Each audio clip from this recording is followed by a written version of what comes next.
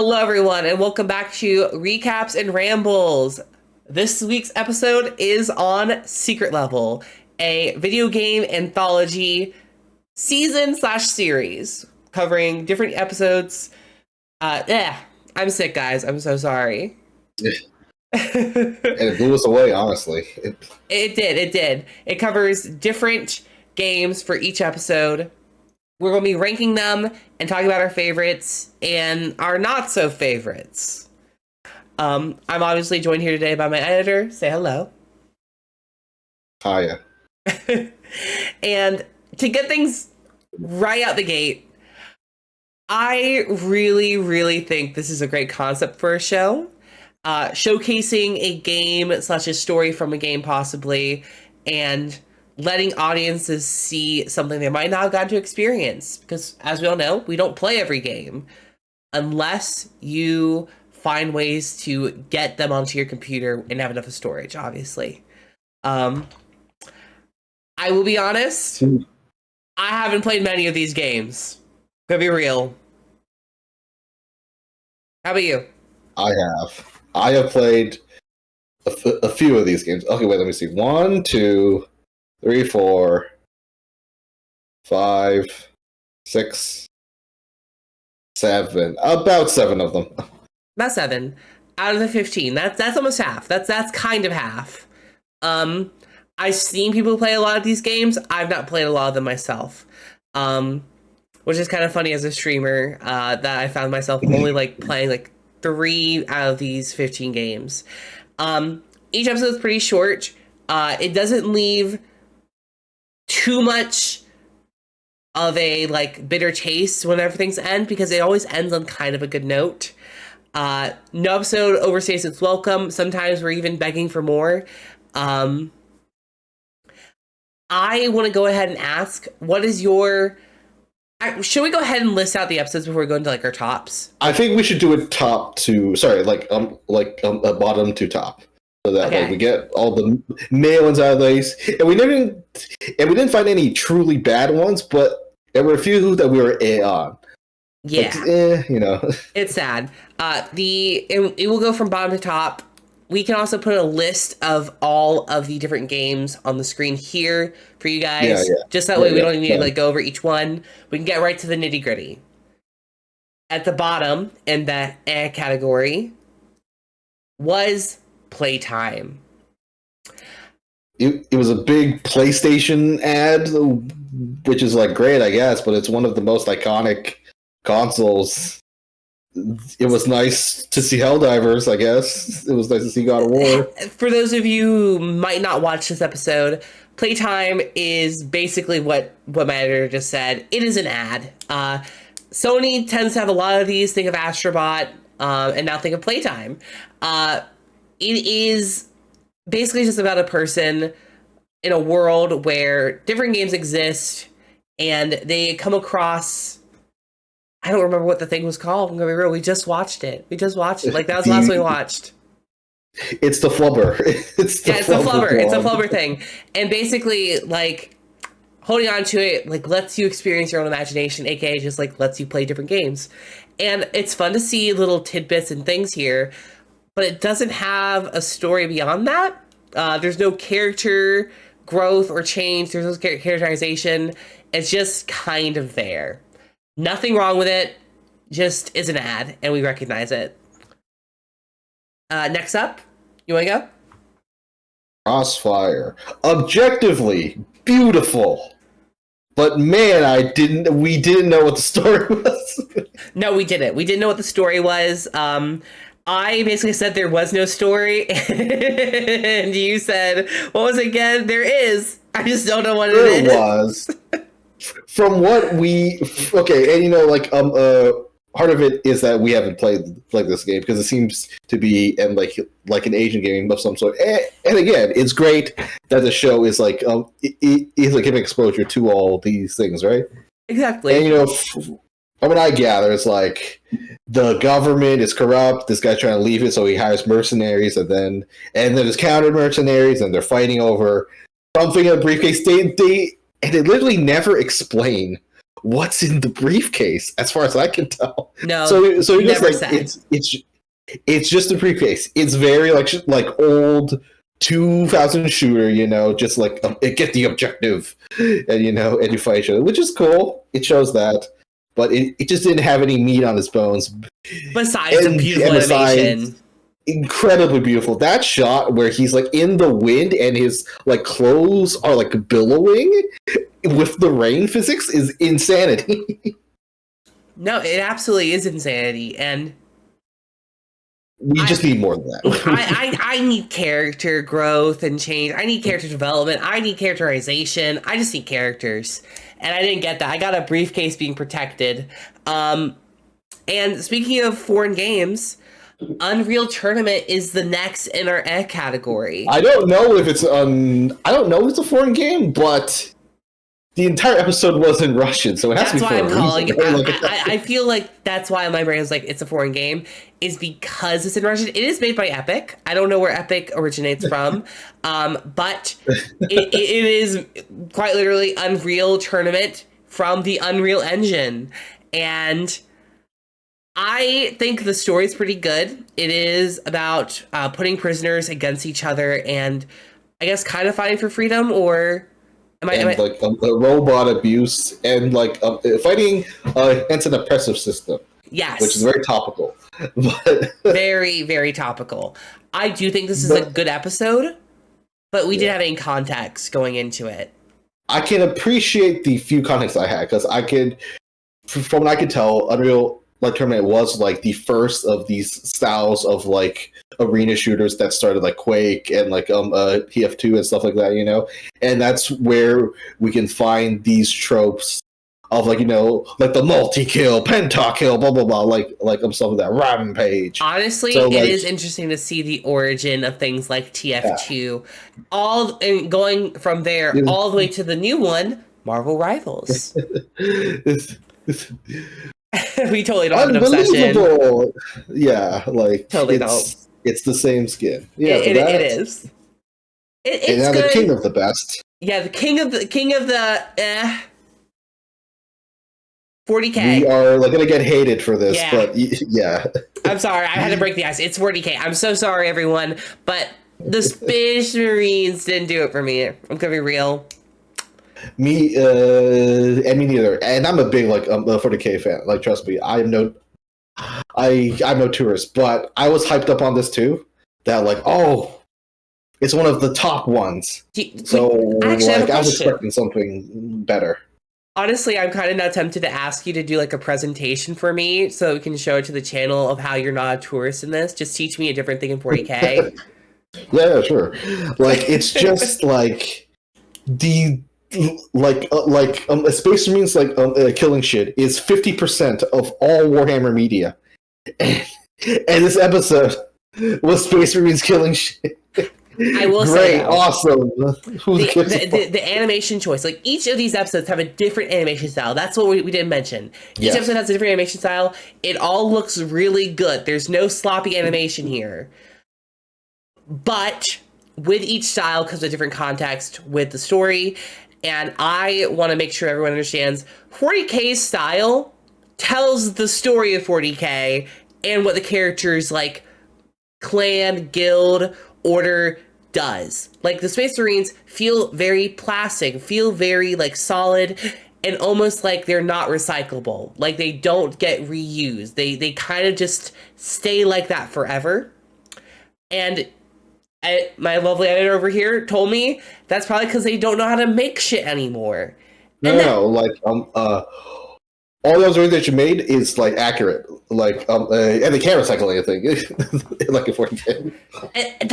That was very clear with the stylized choice. Now, you heard me say out loud when the demon came out with the multiple arms, "Oh my god, that serves so much cunt."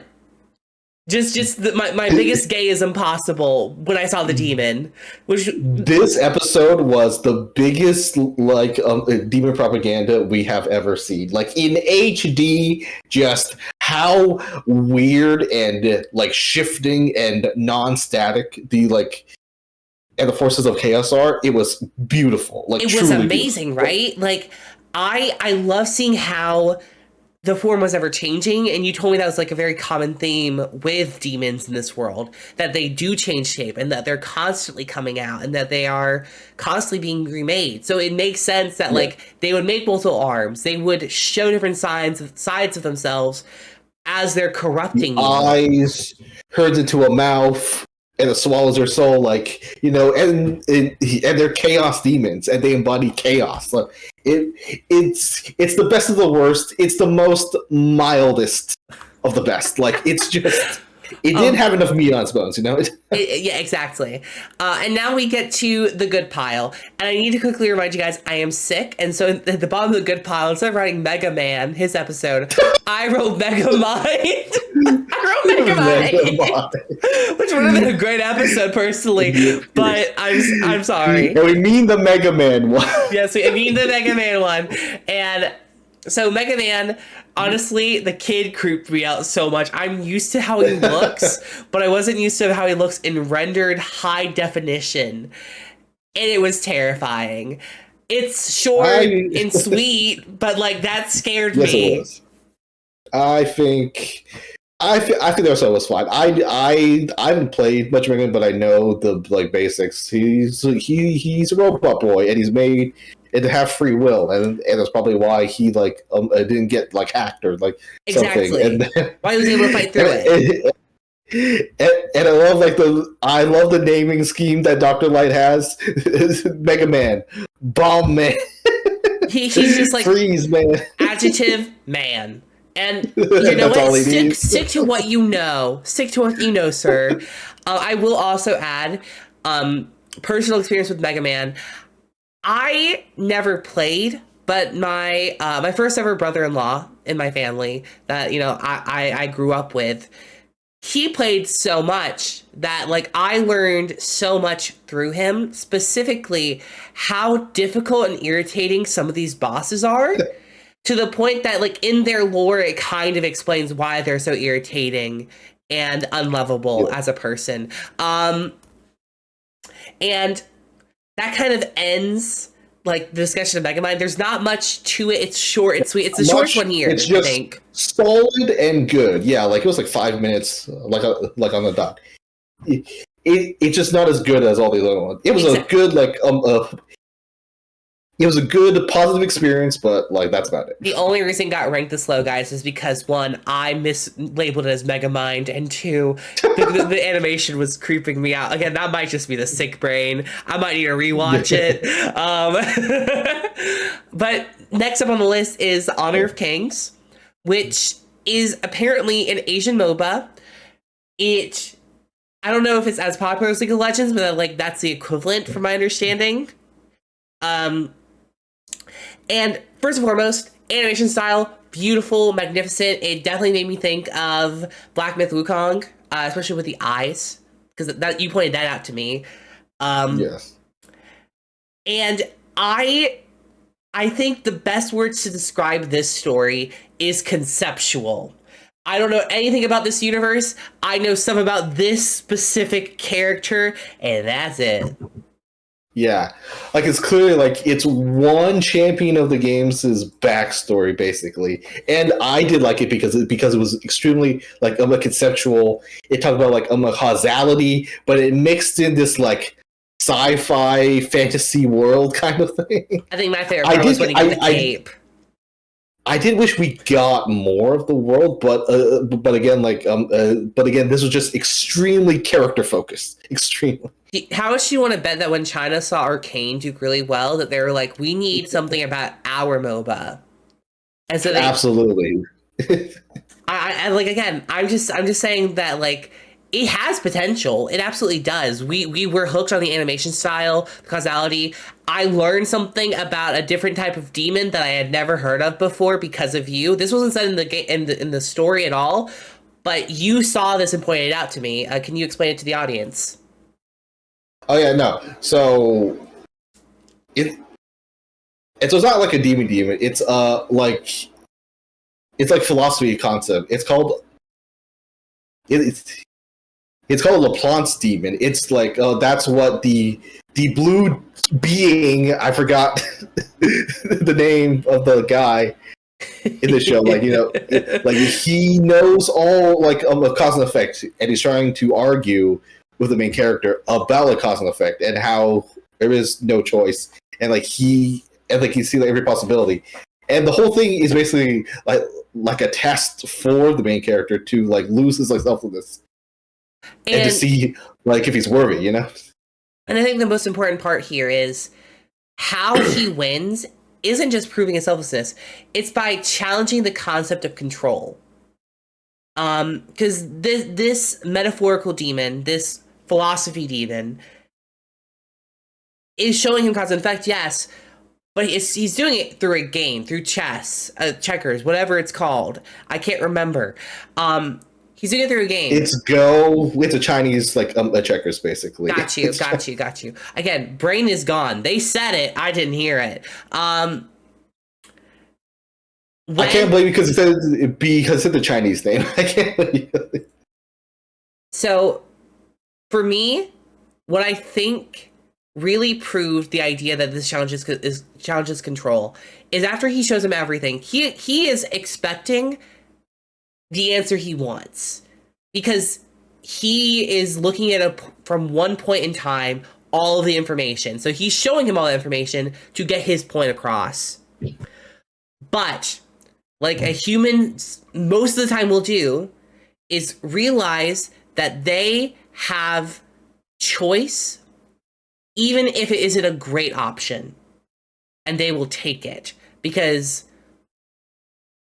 doing it for the many is worth risking it for the few. And that's what he does. That's why I think it's kind of great that it's called Honor of Kings, because that's kind of a leadership move right there, is sacrificing yourself, taking a loss in order for something to succeed. Again, might not be the best explanation of it. I might be able to just like completely put this in a YouTube post later about what my thoughts were. I'm sick. Exodus is next. My God, sci-fi drool all over the place. It was beautiful and breathtaking. An amazing concept. Because it always comes up in like these like sci-fi like things of like if you go at if you go up to the speed of light, right? Time slows down for you infinitely. So like you traveling to some place, years would pass by, and like you would still be like the same. Like it's a few days. Yeah. And they played with that so beautifully and so tragically. This blew us away. Like we were so quiet at the end of this.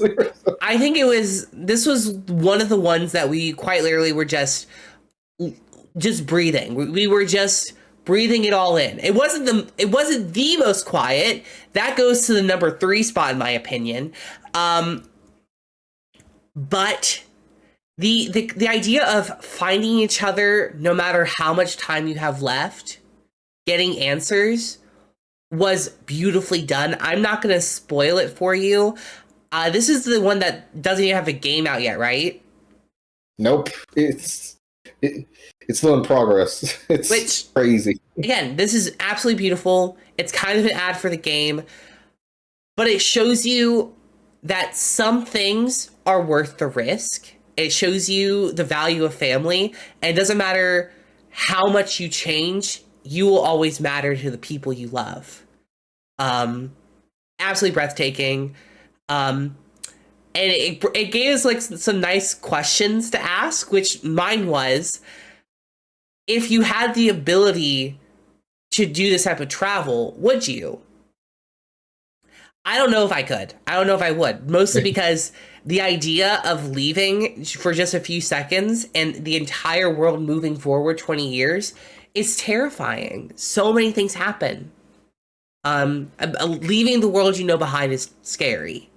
And a chance that you do get to come back, everything is changed now. Like the whole world has moved on without you. Like that's it. It's very much a Steve Rogers stuck in ice situation. I gotta put some Marvel in there. I have to. Next up, we have, speaking of New Worlds, New World, the failed MMO. I was so surprised at how good this was. You hated how good it was for a second. I hate it because it's Arnold Schwarzenegger in a dead MMO, and it like hooked me. It actually hooked the me. way that this was like so Arnold that I felt like I was just watching him have fun. I cannot recommend. You go? Yeah. No. Like, go on. I was just gonna say I can't recommend it enough. It's not in the top 5, but that's because it gets way harder to Really be in good. that list the higher up we get. Yeah, but a New World was so surprising. Just like because I think it was really easy for them to go a very a cynical ending route, right? But they managed to actually make the ending like uplifting and positive, and have a really good message about second chances. Like that was really surprising. Yes. So for those who don't know, in New World you respawn a lot. You're on this specific island where you can't die. Basically, you just keep respawning. Arnold's character, which he always talks in third person, so you will learn his name. Strom. Yeah, Ilstrom is a prince or king who's gotten everything he's wanted and has never had to work for anything. People have pretended that he is great, and he is challenged with that. And once he realizes and it has been exposed to him that that's the case, he doesn't accept it. He's like, no, I will get greatness no matter what. And he starts doing, in this universe, in this show, what is like a dark deal for dark power. But as we both took it, microtransactions. He was doing, a real. Mm-hmm.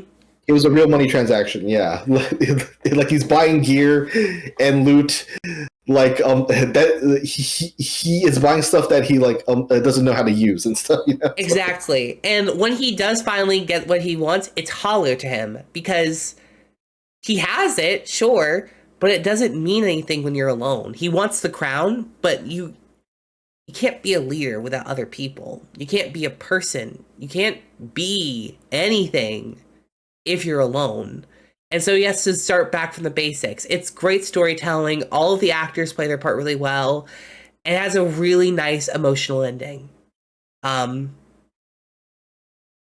speaking of emotional endings, the next one is all you, buddy. Okay, yeah, Armored Core. I was told that this was a top contender, and I definitely agree. It was solid. Casting Keanu Reeves as Raven is crazy, but also very cool. He killed it. Absolutely did. Literally. I know nothing about this game. A few of my friends really, really want it, but broke. The game is absolutely gorgeous. I know nothing about the story, but they laid out so well that I was actually able to glean concepts and ideas from the game that were just lightly placed there for me. I think if I want you to go into this one blind. I don't want to tell you anything, but I think you need to stay there for the performances and for some of the animations that feel straight put out of the game. It's absolutely necessary. We're actually getting really close to the top 5. We're at number 6, yeah. It's here now. Sifu.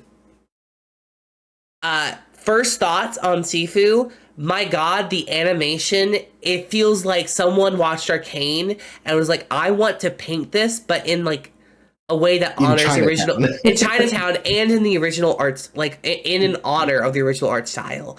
Everything, something you need to take advantage of with Secret Level is it makes the mechanics of a game make sense in the world in a way that you might not get just by playing the game.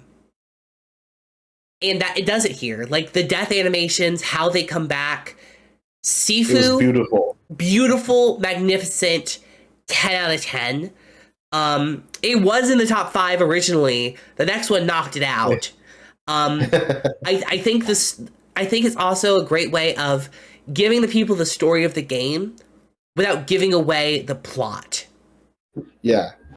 because the story of like because Sword Sifu is very hidden. Like you really have to like dive into all the like collectibles, different random encounters. Yeah, like because you can just play through the game and just be like, oh, yep, I like killed the guys that killed me. Done. Perfect.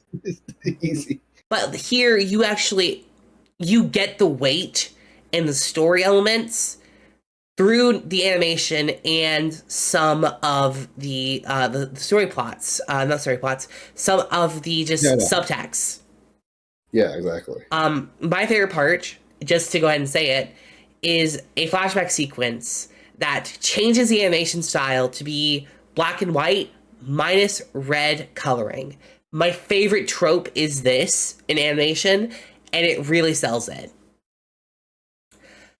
But we really need to get in that top 5 because Concord. Can we talk about Concord, please? Really surprised us on how good and dynamic and fun it was. Like, we were shocked at how good it was, specifically you, because you've seen the game before. I haven't. Yes, I've seen the game and the designs and the gameplay. It all looked really bad. And clearly, the people that worked on the game were not the people that designed these characters. No, because these characters, in gay terms, for you specifically, they eat down, they serve, or they're goated. I think that's how you guys say it, right? Goated? Or they cooked. They cooked. Just use yours, please, okay? Okay. Yeah. No, it's probably cringy. If you're going to turn that into a short, aren't you? Oh, God. Yes. They absolutely ate down. They were amazing. They were awesome. I think I love Captain Cassidy so much. You could... Oh, yeah. If you're a fan of sci-fi and piratey sort of exploits, and you like tropes of that nature, this one episode handles all of it so well. And you can't... It's not a bad thing when you guys see a twist coming. Trust me, it's not. You're not supposed to M. Night Shyamalan it, guys. They do it perfectly here. They plant the seeds of, hey, something is going to happen. Again, I'm not spoil. This is one of the ones I'm not going to spoil. The next one I will spoil a lot. This one, the designs ate down. Yes. Everyone was colorful. The axolotl girl stole my heart. It was great. And the different ways and plans it came up with. Beautiful. How about you? What, like? Yeah, no, like, I would highly recommend. It was so fun. Like, it was just fun. Like, it's enjoyable rogue, like, sci-fi fantasy. It was great. Like, watch it and don't play the game. Well, you can't anymore because they canceled. But like, they did cancel it. I did look that up. It is sad that things like that do happen. That games do get canceled, but.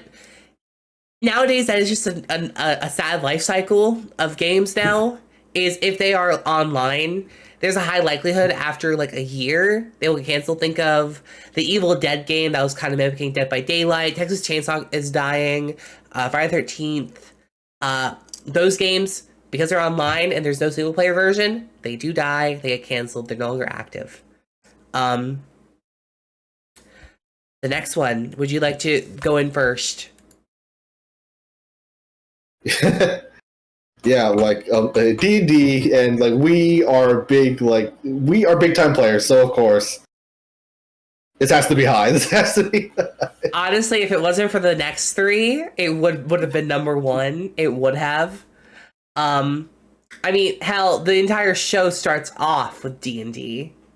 Yeah, and it's such a strong thing. Like we were just like fanboying out, like, oh my god, that's a thing! Oh my god, that's a thing! We were calling out different spells because, guys, the spell work here is amazing. You will see stuff from wizards, from druids in here. You will see monks too, and clerics.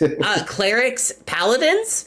Guys, there's a great moment here of a paladin casting. What is it called? Lay on hands? Lay on hands, right? I don't play them. You play them.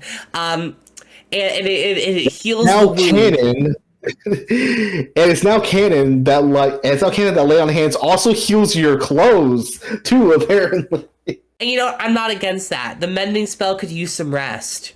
But like it's a great way of showing the Forgotten Realms in a whole new light. We see different types of dragons And in this. The gold dragon, just in full HD. His horns are the right shape, and then we see the god of dragons herself too. Oh my god, Tiamat shows up, guys. Again, she shows up at the end. It's not like an actual fight, but I need you to understand. They mention the the Dark Vile tome. They talk about Tiamat coming back or something. And the Book of Vile Darkness, by the way. Look. I am sick. Give me a little bit of credit. I remember that it was a book at all. Like it literally had like the main character, our point of view character, comes in a possible sacrifice for Tiamat. The party saves him, and very classic party fashion. You just save somebody. You want to help them. We're gonna party up together, and we're gonna fight this threat alone. Not alone, together. No one's ever alone.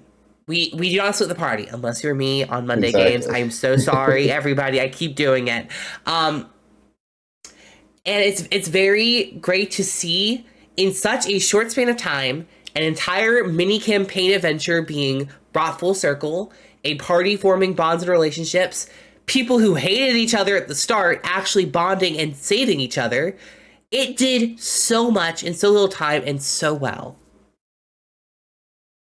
Absolutely. Like just quality, a very strong start to the show. It hyped us up quickly. We talked afterwards a pretty fair amount just because brain went burr.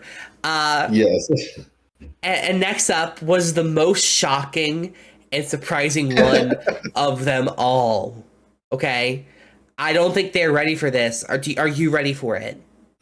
Yeah. It was Pac-Man.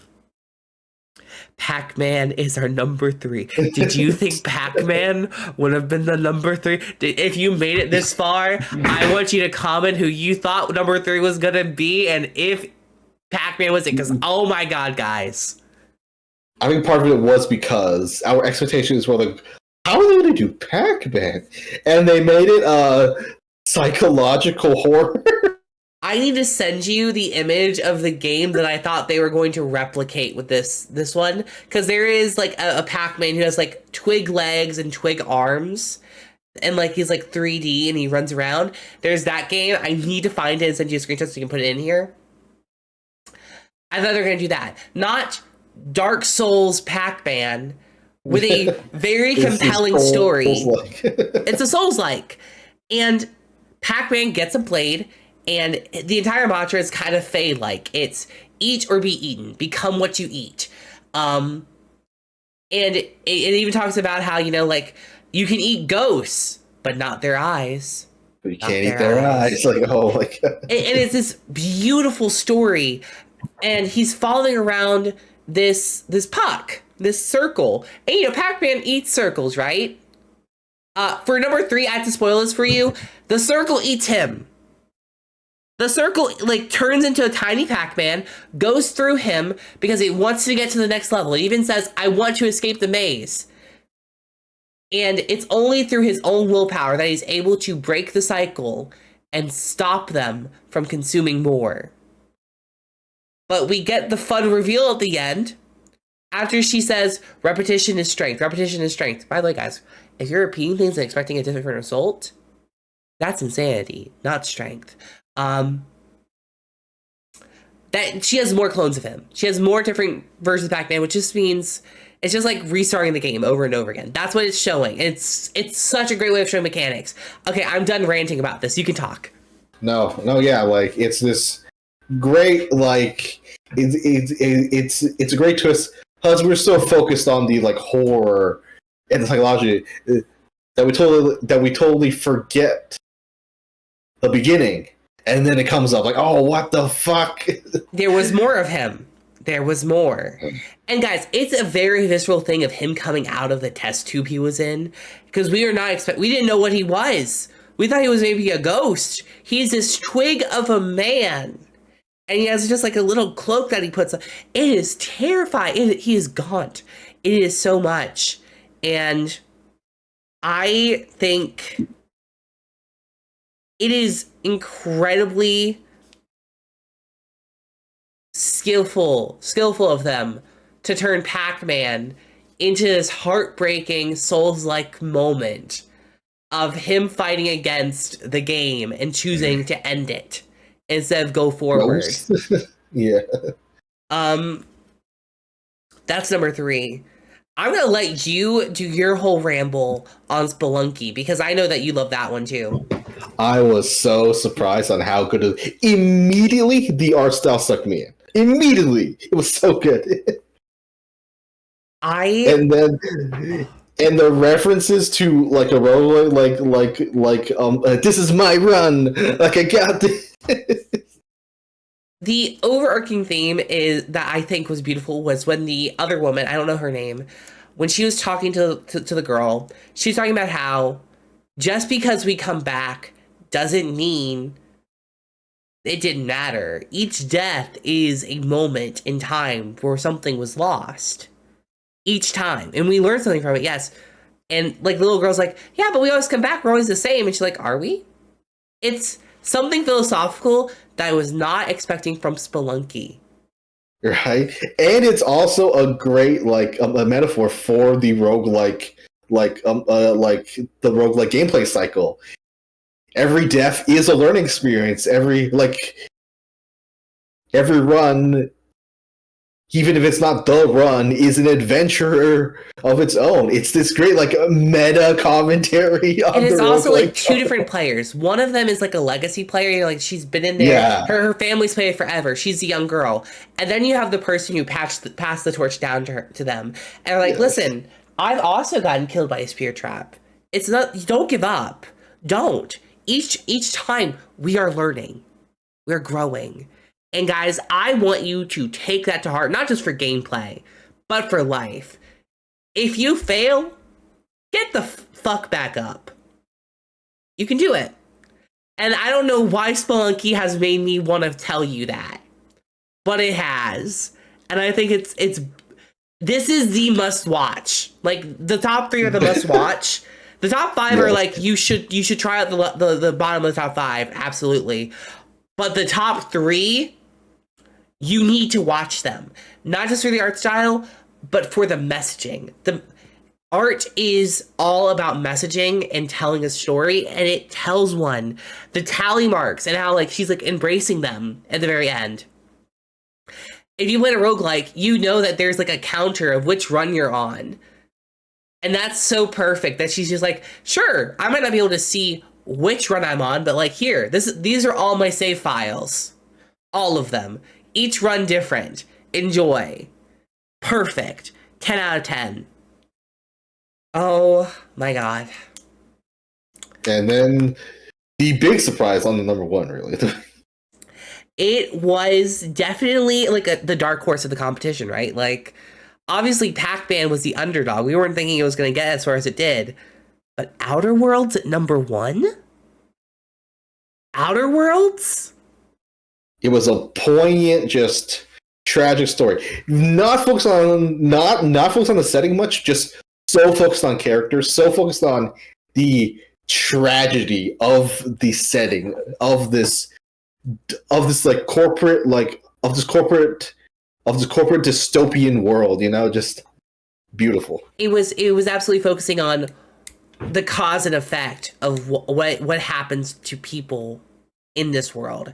How do you grow up and be the same person, right? Like, our main character is this honest and beautiful boy who just wants to be with his friend, right? And he's willing to do anything, risking arm and limb, and he's always honest. And he joins this company that has one person as the lead. And he's going there as a testing dummy. He puts his arm in the way of a rabid animal to see if it will bite onto it.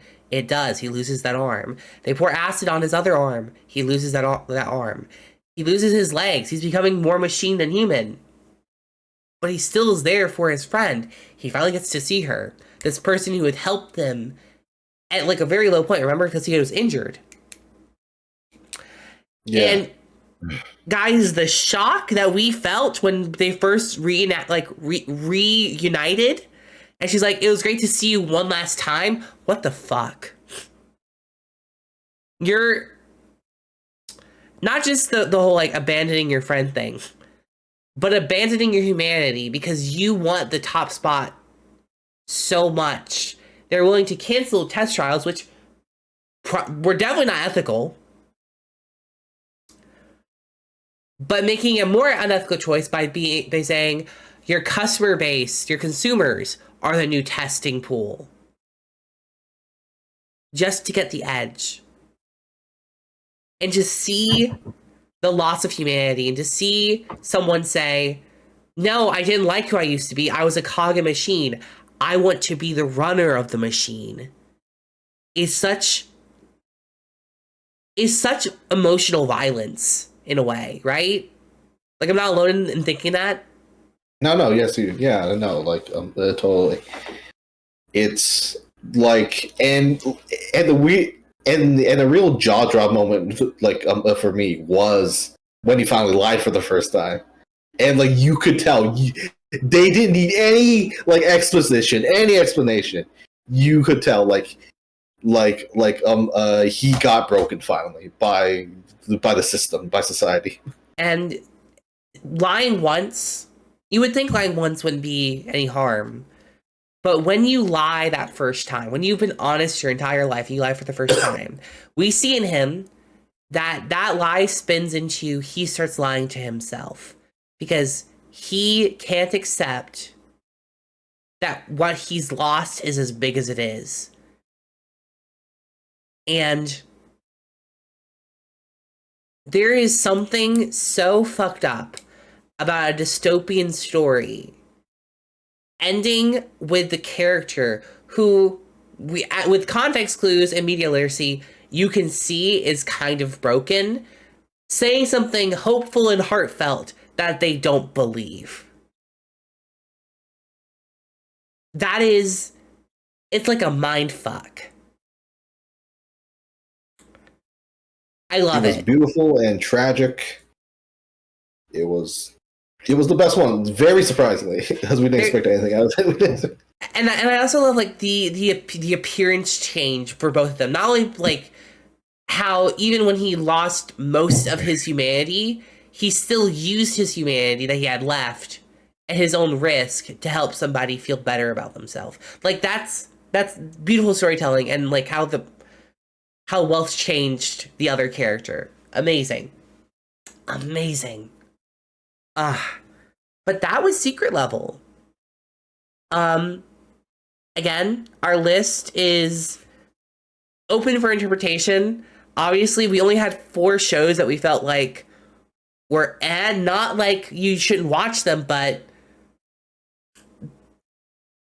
I don't know.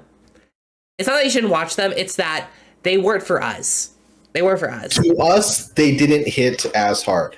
All the ones in the good, they hit us. Like we went, when we saw them.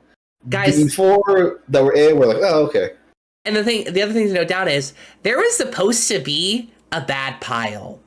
We did not find a single show to put in the bad pile. We didn't. There wasn't anything that really came close. Like even Playtime, it has its charms. It's not something that's like innately bad. It's just an ad, and that's okay. Yeah. So that is just ain't for us. Yeah, it just isn't for us. Please tell us what you think or thought of Secret Level.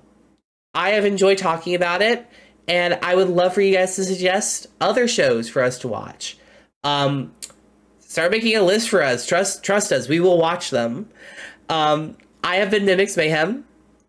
And again, thank you so much to my editor, Lord Squishy, for being here and helping us put into motion this entire series of Rambles and Recaps. Oh my god. Last thing, remember, I'm Mimics, you're the Mayhems. You guys have a great day, okay? Talk to you guys later. Bye.